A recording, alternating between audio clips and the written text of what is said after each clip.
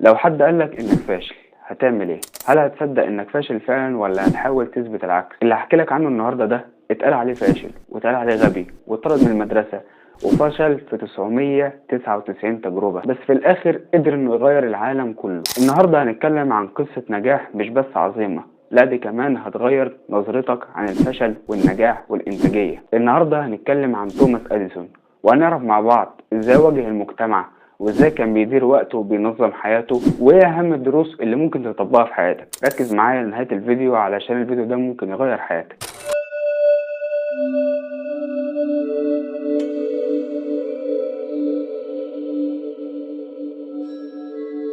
السلام عليكم ورحمة الله وبركاته، أهلا بكم في حلقة جديدة من قناة رحلة الإنتاجية. في سنة 1847 اتولد توماس أديسون في ولاية اسمها أوهايو. من صغره وهو مختلف، مش شاطر في الحفظ ولكن بيحب يسأل كتير. الأسئلة اللي هو كان بيسألها دي كانت غريبة جدا، وبسببها المدرسين حكموا عليه إن هو متخلف ذهنيا وطردوه من المدرسة. وبالرغم من ده إلا إن أمه رفضت الكلام ده وابتدت تساعده علشان يتعلم من البيت. أديسون كان بيعشق القراءة والتجارب جدا، وده خلى بيته يتحول لمعمل صغير بيعمل فيه التجارب بتاعته. وهو عنده 12 سنة ابتدى يشتغل بائع صحف في القطارات، وكان بيستخدم عربية فاضية علشان يعمل فيها التجارب بتاعته. وفي يوم حصل انفجار صغير في العربية بسبب تجربة عملها، فاتطرد من الشغل لكنه ما استسلمش. بدأ يشتغل في التلغراف وتعلم ازاي يبرمج الرسائل الصوتية، وده علمه الانضباط والدقة. وفي الوقت ده توماس أديسون كان بينام من 4 ل 5 ساعات يوميا، وباقي اليوم موزع ما بين الشغل والقراءة والتفكير. في سنة 1877 اخترع أول جهاز ليه وكان الفونوغراف. الاختراع ده خلى اسمه يتعرف، ولكن بالنسبة له ما كانش ده النجاح.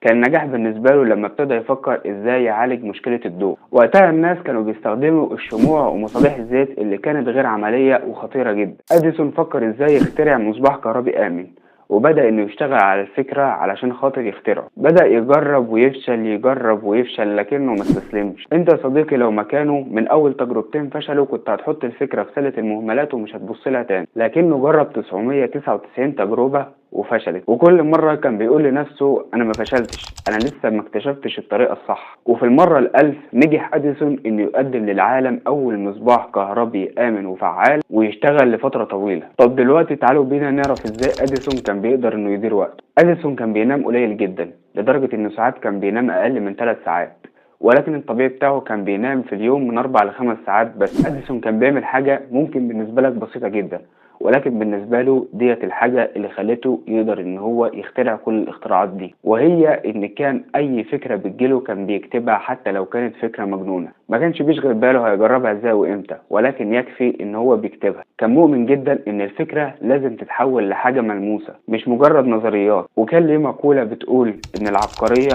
1% الهام و99% اجتهاد. وبسبب ده يا صديقي قدر ان هو يعمل اختراعات كتير جدا، منها المصباح الكهربي والفونوغراف، وقدر ان هو يطور الكاميرات السينمائية، وقدر انه يحسن التلغراف والهاتف. وكان بيعتبر نفسه مش بس مخترع، لا ده كمان بيقدم فايدة للناس. كان دايما بيقول انا بحاول اقدم حلول للناس مش مجرد اختراعات. ومن الدروس اللي ممكن نتعلمها من توماس أديسون ان الفشل مش نهاية، ده الطريق نفسه. ما تحطش قدامك الفشل عائق، جرب مرة واثنين وثلاثة وألف. انت في كل مرة بتتعلم غلطة جديدة مش هتكررها قدام.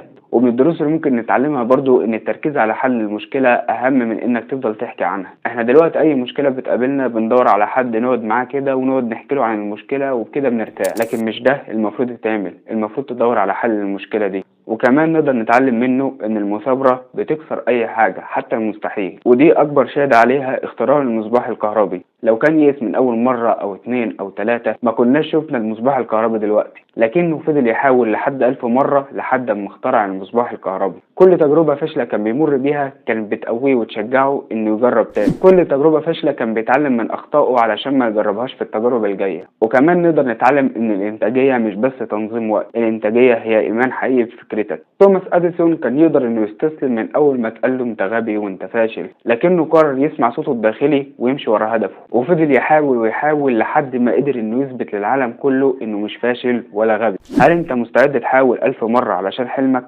ولا اول فشل هيوقفك؟ اكتب لي حاجة اتعلمتها من توماس أديسون تحت في التعليقات علشان كلنا نستفاد من بعض. واستناني في حلقة جديدة من سلسلة الانتاجية على خطى العظماء. اشوفكم في فيديو جديد. سلام عليكم.